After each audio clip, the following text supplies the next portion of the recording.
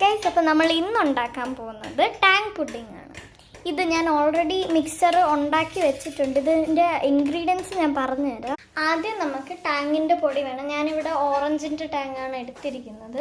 പിന്നെ നമുക്ക് ഓറഞ്ചിൻ്റെ ഫുഡ് കളർ വേണമെങ്കിൽ ആഡ് ചെയ്ത് കൊടുക്കാം. പിന്നെ കോൺഫ്ലവർ ആൻഡ് പഞ്ചസാര.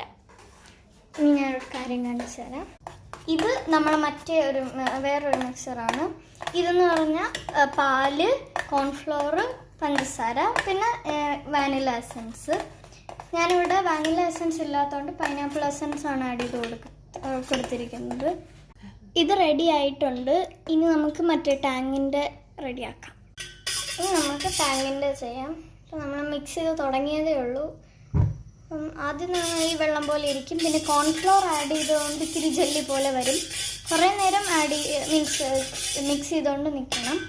കൈ എടുക്കാതെ അനക്കണം. Let's drink some milk.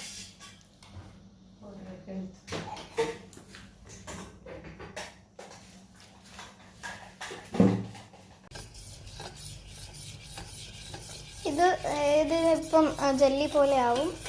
ഇങ്ങനെ കൈ എടുക്കാതെ അനക്കണം, മീൻസ് ഇളക്കണം. കണ്ടോ, ഇതുപോലെ വരും.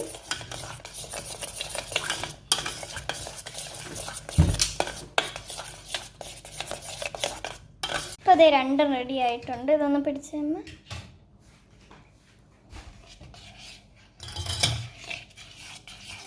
ഇതും റെഡിയായി, അതുപോലെ ഇതും റെഡിയായി.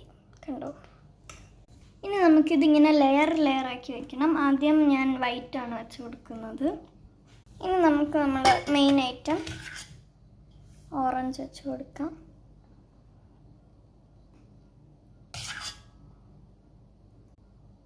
നമുക്ക് നല്ലപോലെ സ്പ്രെഡ് ചെയ്ത് കൊടുക്കാം. പതുക്കെ സ്പ്രെഡ് ചെയ്യണേ ഗൈസ്. അപ്പോൾ നമ്മൾ ലാസ്റ്റ് ലെയർ ഇവിടെ വെച്ച് കഴിഞ്ഞു.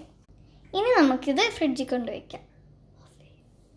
ഗൈസ്, അപ്പം ഞാനത് ഫ്രീസറിൽ വെച്ചിട്ടുണ്ട്. അപ്പം അതൊരു 1 hour ഒക്കെ കഴിഞ്ഞിട്ട് നമുക്ക് എടുക്കാം. അപ്പം നല്ല പുഡിംഗ് പോലെ വരും. ഓക്കെ ഗൈസ്, അപ്പോൾ നമ്മളെ സാധനം റെഡി ആയിട്ടുണ്ട്.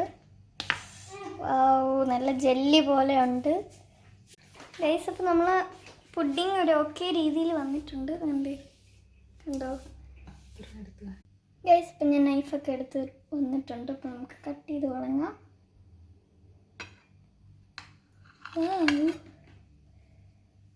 നല്ല സോഫ്റ്റ് ആണ് കേട്ടോ ഗൈസ്.